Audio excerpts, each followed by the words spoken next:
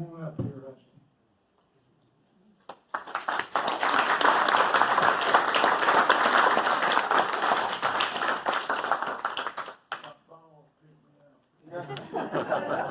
After what you said, you just lay on the floor for a while. It's obvious to me a lot of folks don't have a lot to do on Tuesday nights.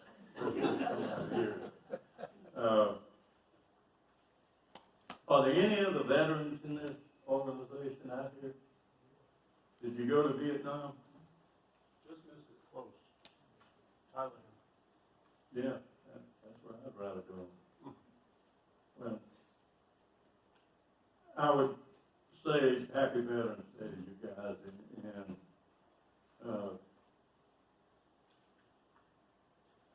I would like to recognize a few friends. I have some high school classmates. It doesn't speak well for my classmates, but they drove all the way up here from Madison, Georgia, and I'm honored that they're here. Staff Sergeant Richard Carozza, Staff Sergeant Tim Richardson. I'm going to beat Tim up because he put this in the paper. I thought this was going to be just a handful of folks. And Brigadier General Tom Blackstock, who just retired from his many, many years of Army time. Good friends from the Acworth football in the back. My barber, which I always treat with respect because she has the razor right by my neck, right there. And my wife, Nancy. And Jody, and I have known Jody since 1962. Neither one of us could ever run for public office because we know way too much on each other. Nancy, let me just get started and tell you what I want to talk about a little bit.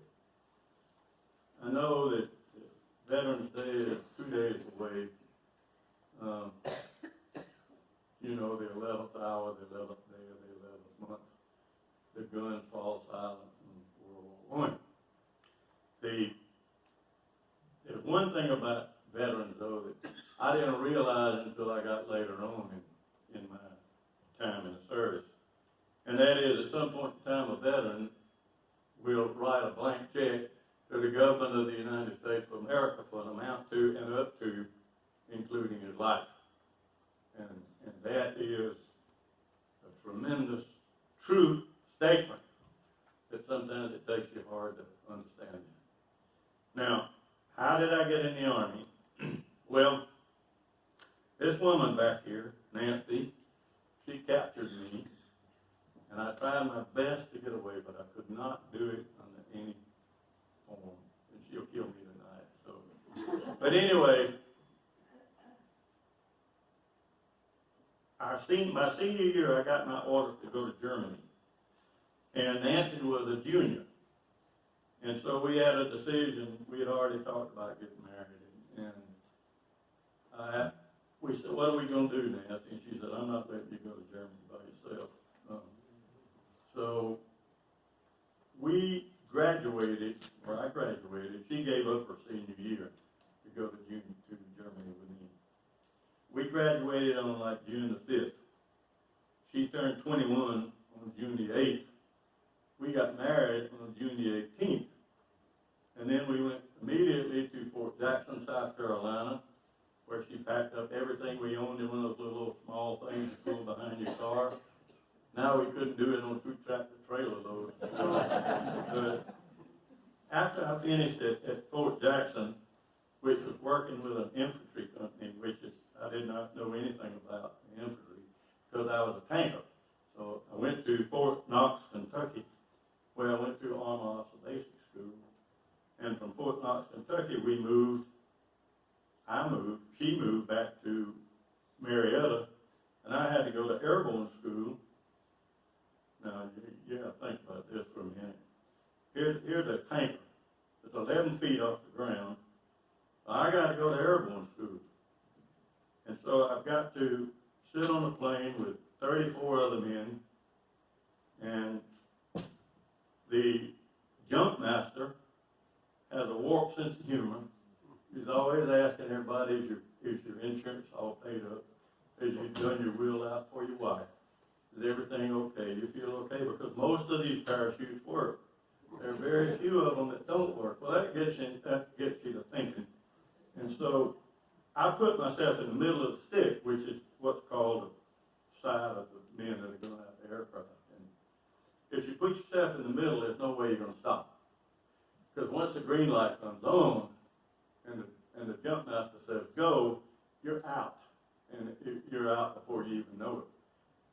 And so she came down on her last jump and watched me jump out of the airplane.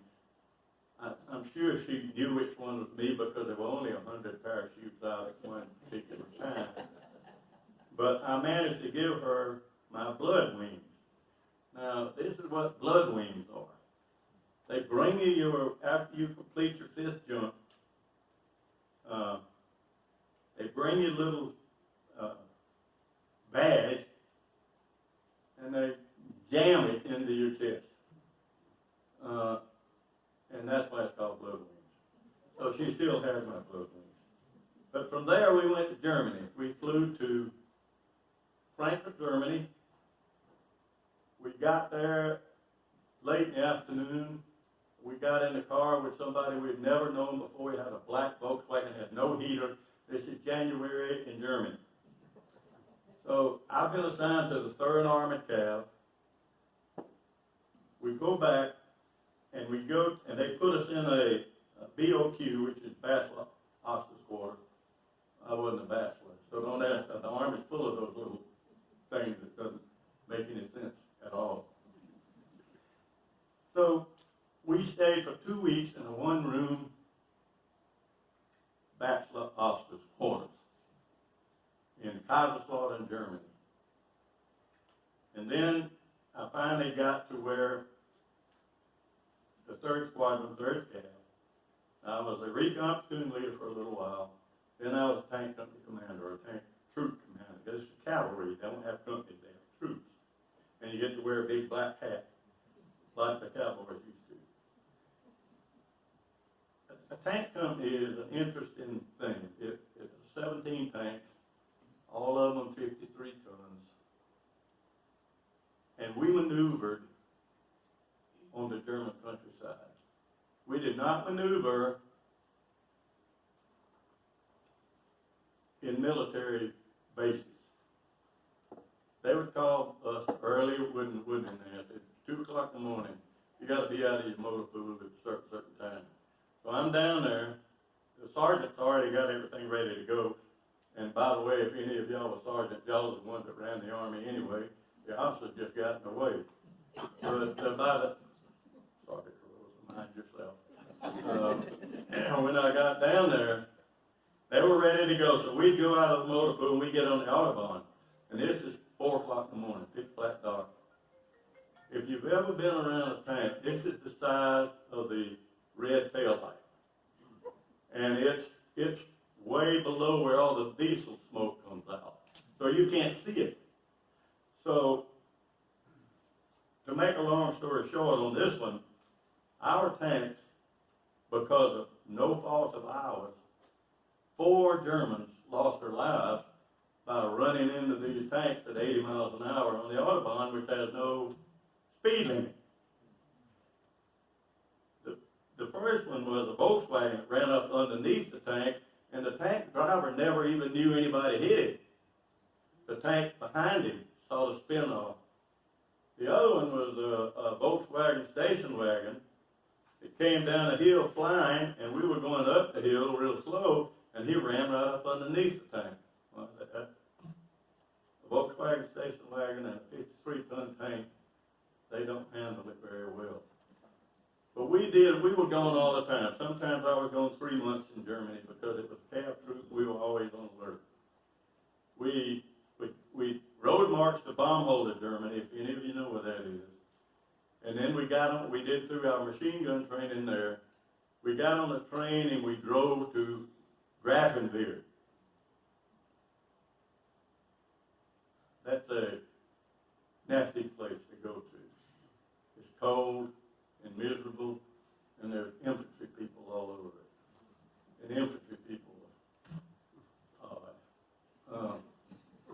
so from Grafenwehr, we went to Vilsack feel safe, we went to the border.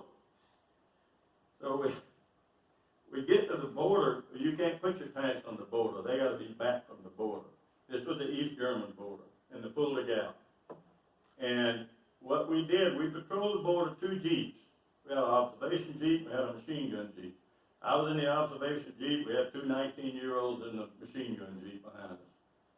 So we would do that. Every time that we saw East German farmers working in the fields, we would look and there would be guards, East German guards. And we would look at the East German guards and they would give us 1/2 of the Hawaiian peace sign, and we would give them 1/2 of the Hawaiian peace sign, and so we'd move on. And then they did reposition my tanks on the overlooking the Fulda Gap. They put us in different places. And they said, Lieutenant Hightower, because I was first lieutenant at this time. I'd been in the Army 2 year and a half. I really know what was going on. And my sergeants had been in World War II in Korea. So I just kept my mouth shut and asked them what I was supposed to do. And they kept me out of prison, which is good. But anyway, I went back to the briefing. And they said, Lieutenant Hightower, you're going to have to hold this position for 15 minutes. That's all you got to do. That's your mission. I said, sir, that doesn't sound too bad. What's going to happen after 15 minutes? He said, you're not going to need to worry about that. He said, you're not even going to be alive in 15 minutes because the MiGs will be here in 15 minutes. So that's when I finally woke up to the blank check routine. But anyway, we reforged to Fort Lewis, Washington. Beautiful place. One great thing happened to us in Germany, sometime between when I was gone 3 months and not. We had a daughter. And Nancy ran down, and we were in Vogelway housing area. She ran down the stairs, knocked on all the doors. We were in 3rd floor, went all the way to the hospital. They said, false alarm. So back up, knocked on all the doors. Next morning, knocked on all the doors, and we weren't. So Tracy was born on Groundhog Day, on a cold, snowy day, and we thought it would be great to give her something to remember Germany by. So we named her Tracy, but we took the A out of it and put an E in it because the German E is pronounced A. So for the last 53 years, she has been very grateful that we gave her a name that everybody mispronounces as Tracy instead of Tracy. So anyway, enough of that. Then when we went to Fort Lewis, we drove all the way out there. We drove the northern route up to Missouri, Kansas, Montana, Wyoming, Colorado, Idaho. Then we were there for a little while, not very long because they were just using me to fill time till I had to go to Vietnam. Then I got my orders to go to Fort Bragg, North Carolina, and we drove the southern route home through Oklahoma, Texas, California, Nevada, yada, yada. And we went in, and of course you got to find your own housing. So the first place we found, we rented a half of a mobile home that had a big rat that lived in it. And so, but we kept food out so he wouldn't bother us, so he was our friend. Then we found a new mobile home park, and we got there. Then I went to Vietnam. That's a whole different ballgame. When I talk to you tonight about Vietnam, I'm going to talk to you about serving in a foreign army. Because I served in the South Vietnamese Army. I didn't serve in the United States Army. I will tell you what I was when I get there. So I left Nancy. I told everybody goodbye. And that was difficult. That leaving on a jet plane is our swan song. I left her in the motel room, got in the cab, said, don't come out. She didn't. So I flew to Dallas, Texas from Atlanta. And from Dallas, Texas, we flew to San Francisco. We had a 3 or 4 hour layover, and it was all guys going to Vietnam. And the waitresses would spend a lot of time talking to us. They knew where we were going. So we left San Francisco, flew to Seattle. I called Nancy, she wasn't home. So then we flew from Seattle to Tokyo, Japan. Tokyo, Japan, they would not let us off the aircraft because we were a nation at war, and they were a neutral nation. So we had to sit there for 2 or 3, 4 hours on the airplane, waiting to be able to take off. The only thing I really remember is flying over Mount Fuji, and how pretty that was. We flew into Okinawa, where we finally got to get off of the airplane. When we left Okinawa, you know, when you come into an airport, you have that long, gradual glide into, well, that's not the way they landed at Tonsanuk. They come up high, and they went in a big circle because they were trying to avoid any enemy fire, which was always around. So when I got off the airplane, I was hit with this. Okinawa was pretty cold.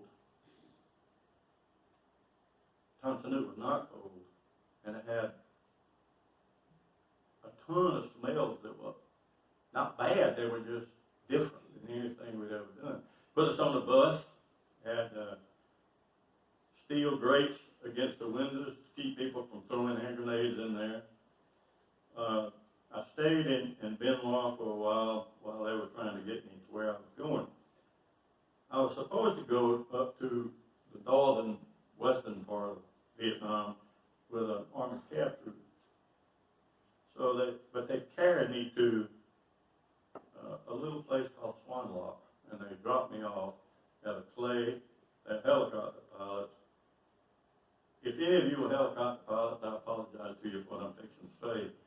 But all the helicopter pilots were 19 or 20 years old, and they didn't care whether they lived or died, or whether you were lived or died or not. They were going to fly as close to the tops of those trees as they could and as fast as they could. And that's what they did. Well, they dropped me off at this clay field, and they left. And there I stood. Nobody around. Finally, the Jeep came, got me, carried up there, and they carried me in there, and they said, Captain Hightower, because I was captain this time, you're going to be a senior B-team advisor in the 4th Battalion, 43rd Infantry Regiment, 18th Armored Division. I said, oh no, you have made a terrible mistake, because I have orders that say I'm going to be in a cav unit up in Tay Ninh. And he looked at me and he said, Captain Hightower, you're going to be in the 4th Battalion, 43rd Infantry Regiment, 18th Armored Infantry Division. Any more questions? No, sir. So they carried me out and put me with a captain by the name of, I can't remember, I didn't like him anyway. I can't remember him. We were in a bombed-out building, and you have to understand that this is nothing that you have at home. This is no lights in a war zone, stuff going on all the time, artillery going on all the time, machine gun fire, tracers going everywhere, and you're thinking, holy cow, what the heck am I doing here? So they really give you a long time to acclimate. 3 days after I got there, I was the 3rd ship in a combat assault, where we went in, must have been 25 helicopters. We went in, and we could see the Navy jets. Anybody here been in the Navy? Well, I have a granddaughter in the Navy right now. They were flying underneath the helicopters, and they were doing their bombing and strafing runs, and they pulled off, and then as we went in, it was all okay until the door gunners opened up. When the door gunners opened up, your speaker muscle went to like 0, and we got off and we went in the jungle. For 30 days we stayed in the jungle. No change of clothes, Matter of fact, being a young American, I carried a bunch of sea rations. It wasn't the second day that I was getting rid of the sea rations because it was too heavy to be lugging through the jungle. So I got rid of those and I started eating what the Vietnamese ate, and y'all don't want to know everything that they ate. But most of what they ate was extremely good. So anyway, we went through. The American infantry always, you know, we're sneaking through the jungle. These guys are going through the jungle with ducks and chickens tied to their packs as we go in, because that's what they eat when they cook. And so we go through, we take a few, you know, all of a sudden we meet some of the other guys, and they're firing at us, and we're firing at them. We hadn't seen them yet, and I don't think they've seen us either. But we're shooting enough bullets, you'd think that it was a huge battle. But we found a place where we found big platforms of huge bags of rice. It says, donated by the good people of America. It is their food. So we have to take that. We have to call in resupply. They come in and get that stuff, take it out. We were resupplied every 3 days. A helicopter would come over with a mail bag, and he would drop a mail bag without ice in it, would have 3 Pepsi Colas, would have 3 Carling Black Label beers, the classic beer, and the mail. And I will tell you that a Carling Black Label beer at 100 degrees is some of the best beer I ever tasted in my life. But anyway, we spent 30 days out there with no change of clothes, no showers. As a matter of fact, we walked through the rivers, and that sort of helped us. We didn't have any water because up until November, like May to November, they don't have any rain. And we didn't have any water, so we had to call a Piper Cub. He would come over and he would find us water. And these would be, if we knocked out a river, these would be water holes that the animals use. And so you got to remember, we got 400 men. There were no women in the Army back then that I knew of. Much different today. They would go in, they would strip down, and they would go in, and they would fill up 400 times 5 canteens of water. When they came out, they had leeches all over their legs, and they would have to take those, they would take mosquito repellent, and they would get the leeches off of their legs. And the water you got, you had to put, we had iodine pills. And you would drink that water, and it was great water, because you were thirsty. But finally, after 13 days, we moved out to a engineer compound. C.W. Matthews' son was a captain, and he was in charge of that engineer compound. And one of the things I noticed about the South Vietnamese, and these units had boys in it from 14, 15 years old to 50. That was the men who supported this organization. When they put the South Vietnamese on the outer berm, which is the outer perimeter, the defensive perimeter. Their families, their wives, and their children would come stay in the foxhole with them on the outer defensive perimeter. So if we were attacked, those women and children were attacked. And the civilians, the women and the children in that war suffered tremendously because they were caught in the middle. The first person we killed was a 17-year-old girl, shot at one time right in the chest, but she was running mortar rounds. And it was, I like to say that when the beast was hungry, it just gobbled up everybody. and they would get caught, if they would come in, and you've heard bad things about American troops, but I'm gonna tell you something. Whatever American troops did, or whatever the South Vietnamese did, and we had a whole different rules of engagement the South Vietnamese Army did than the Americans. We didn't hold a candle to what those other guys did. They were horrible. They would butcher whole villages just because somebody told something to an American or it advised them. So it got to where we didn't care. And that's not a good way to be. There were only 3 other Americans with me. There was me, I was a captain, Roger Hewitt was the first lieutenant. Paul Lysack was a E7, and Wally Fraley was an E6. He was a black guy, and he saved my life.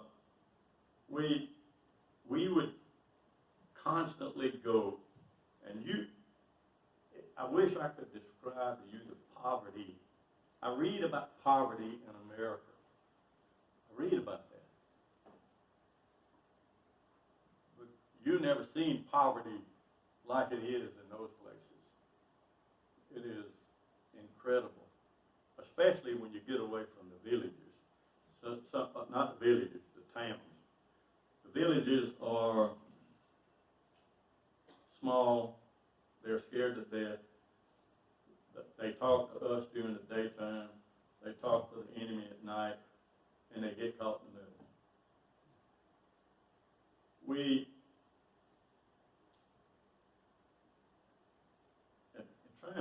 My wife said, there's some things you don't need to tell these folks.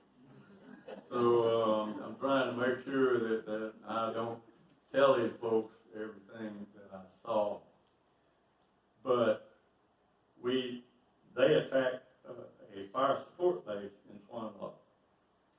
And my unit was, the South Vietnamese unit was the unit that had to go through there. This was at dark after night. And the American helicopter was buzzing around. They were firing into there because the base had already been overrun. And the only people in there now were North Vietnamese sappers, because they had already killed nearly all the Americans that were in there. And we were walking down, coming through this little place, and there's a wounded enemy soldier. And Major Hop, who was my counterpart, I'll tell you a story about him. I mean, he'd been in combat 20 years. I've been in the Army 3. So let me tell you what I told him I could do for you, Major Hop. I can bring in air support, I can bring in medevacs, I can bring in resupply, and I can get the dead and wounded out of here. He said, that's all I need out of you, thank you. I said, you're welcome. So anyway, we were walking down through there, and it's this wounded guy, and the wounded other guy, the other team. And I'm standing there beside him, and Major Hop talking to him. And when Major Hop got through talking to him, he just tapped his machine gun on the shoulder, and that guy just shot him 50 times. And I said, what in the world did you do that for?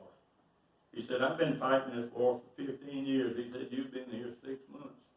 He said, don't tell me how to do this.